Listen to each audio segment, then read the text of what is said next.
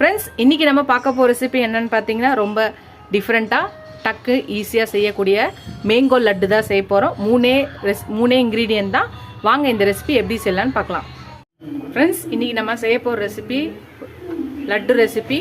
அது எதை வச்சுன்னு பார்க்கலாம். இந்த சீசனல் வச்சு ஒரு பேன் அடிச்சுக்கலாம். 1 கப்பு டெசிகேட்டட் கோகனட் வச்சுக்கலாம்.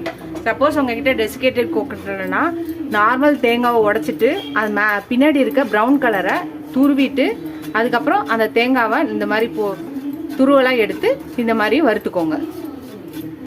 பட் ஆனால் டெசிகேட்டட் கோகனட் செஞ்சால் தான் ரொம்ப நல்லாயிருக்கும்.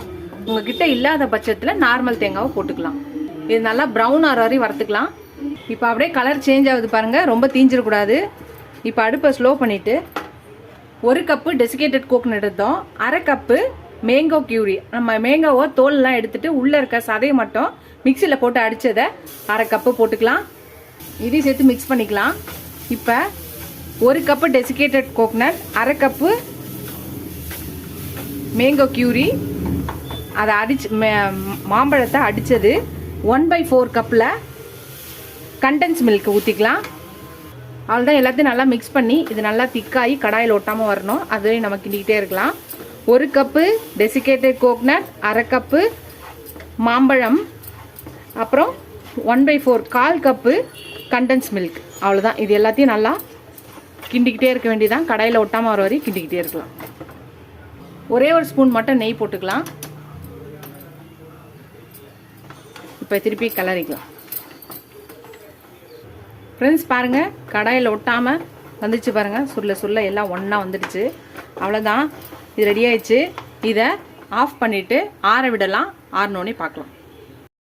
ஃப்ரெண்ட்ஸ், நம்ம ரெடி பண்ணோம் இல்லையா, அது ஆறிடுச்சு. கொஞ்சோண்டு ஏலக்காய் தூள் போட்டுக்கலாம். போட்டுட்டு இது நம்ம பிசைஞ்சிக்கலாம். அவ்வளோதான். இதை கொஞ்சம் சின்ன உருண்டையை எடுத்து குட்டி குட்டியாக நம்ம இதை உருட்டிக்கலாம். லட்டு மாதிரி நம்மளுக்கு எந்த சைஸ் வேணுமோ அந்த சைஸில் உருட்டிக்கலாம். அவ்வளோதான். எல்லாத்தையும் உருட்டி வச்சாச்சு. நான் கார்னிஷிங்காக கேஷ்யூ, அதாவது முந்திரி வச்சுருக்கேன். நம்மளுக்கு என்ன நட்ஸ் வேணுமோ மேலே கார்னிஷ் பண்ணிக்கலாம். ரொம்ப ஈஸியாக சிம்பிளாக டக்குன்னு செய்யக்கூடிய ஒரு லட்டு ரெசிபி. நமக்கு ஸ்வீட் கிரேவிங்ஸாக இருக்கும்போது, அதுவும் இந்த சீசனல் மேங்கோ சீசனல் இருக்கும்போது இதை ட்ரை பண்ணி பாருங்கள்.